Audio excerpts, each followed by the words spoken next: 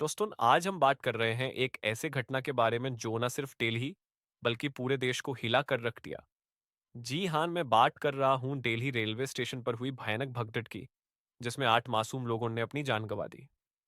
सोचिए, एक सफर जो खुशियों के साथ शुरू हुआ था, वो अफरा ताफरी और डर के साथ खत्म हो गया।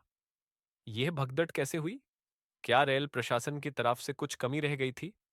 और सबसे बड़ी बात, क्या इस घटना को टलाया जा सकता था? चलिए इसके पीछे के सच को समझने की कोशिश करते हैं। दोस्तों, दिल्ली रेलवे स्टेशन पर उस दिन भीड़ हमेशा से ज्यादा थी। कुछ लोग कह रहे हैं कि फेस्टिवल सीजन के वजह से प्लेटफॉर्म पर कैपेसिटी से कई गुना ज्यादा लोग इकट्ठा हो गए थे। ट्रेन देर से चल रही थी और जैसे ही प्लेटफॉर्म पर अनाउंसमेंट हुई, भीड़ कंट्रोल के बाहर हो गई। लोग एक दूसरे को धक्के देने लगे और देखते ही देखते भगदड़ मच गई। भीड़ का असर सबसे ज्यादा उन पर पड़ा जो कमजोर थे, महिलाएं, बच्चे और बुजुर्ग। किसी को संभलने का मौका ही नहीं मिला था।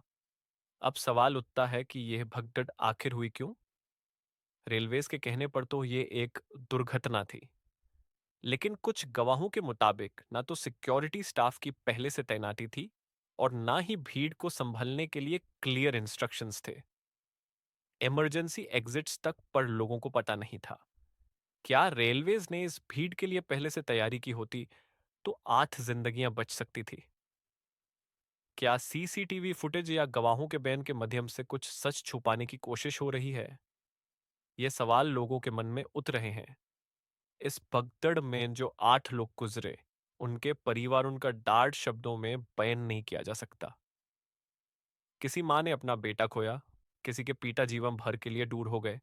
अब ये परिवार सिर्फ एक ही बात मांग रहे हैं, इंसाफ। सरकार ने जांच का आश्वासन दिया है, लेकिन क्या ये जांच ईमानदारी से होगी? क्या सिर्फ मुआवजे से ये दाढ़ कम हो जाएगा? दोस्तों, ये घटना हमें एक सीख देती है। भीड़ में सुरक्षा के नियम हम सबको समझने चाहिए। रेलवे प्रशासन को भी चाहिए कि ये सुनिश्चित करे कि भीड़ प्रबंधन के लिए एडवांस्ड सिस्टम्स हो। ये भगदड़ एक चेतावनी है। हमें सुरक्षा को कभी हल्के में नहीं लेना चाहिए।